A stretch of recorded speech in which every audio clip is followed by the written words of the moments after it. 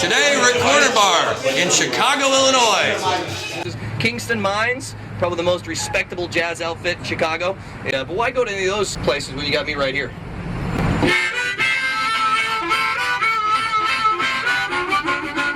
While working as a tour guide, I found out about the many different nicknames of Chicago. Windy City, Second City, Slab Town. The writer Joel H. Cohen with The Simpsons gave Chicago the nickname the Miami of Canada. Chicago winters can be brutal, but it's nothing compared to the cold seen in northern and central Canada, where temperatures can reach negative 50 degrees. One of the chilliest years on record was in 1845. That's when the Franklin expedition left England in search of the Northwest Passage, in hopes of finding a quicker trading route. The 129 crew members of the ships Erebus and Terror were last seen at Whalefish Island in Greenland getting supplies before heading into the Canadian archipelago.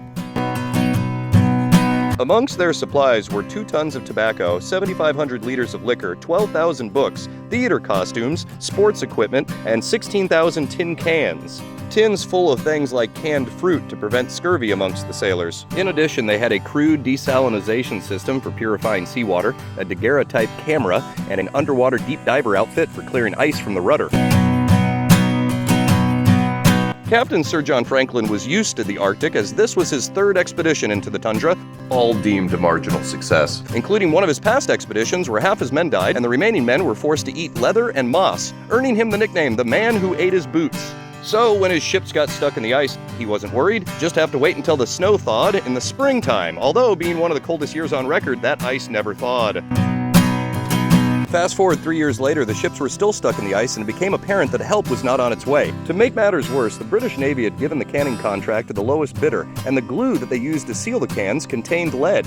With the men dying from lead poisoning, tuberculosis, and scurvy, the decision was made to make the 150-mile or 240-kilometer trek south to civilization. None of the men ever made it. And years later, when the sailors' bones were excavated, there was evidence of cannibalism. Inuit, people native to Canada, were interviewed and told stories of white people lost in the tundra, too numerous to feed or otherwise protect. This week's cartoon is about the icy relationship between Donald Trump and Prime Minister of Canada Mark Carney, brought on due to tariffs on Canadian goods, such as maple syrup, Canadian bacon, and hockey sticks.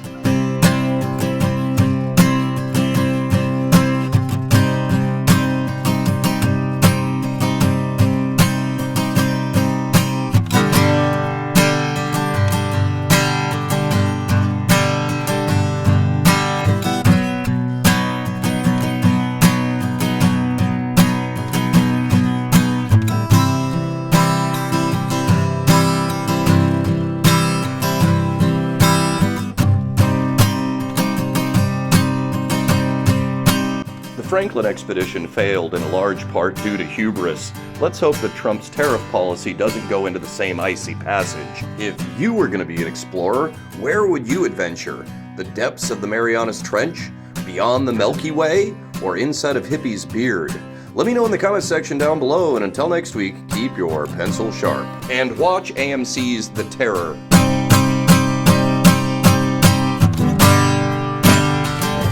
You're a pilgrim to the deeps. And remember, God lies in all realms.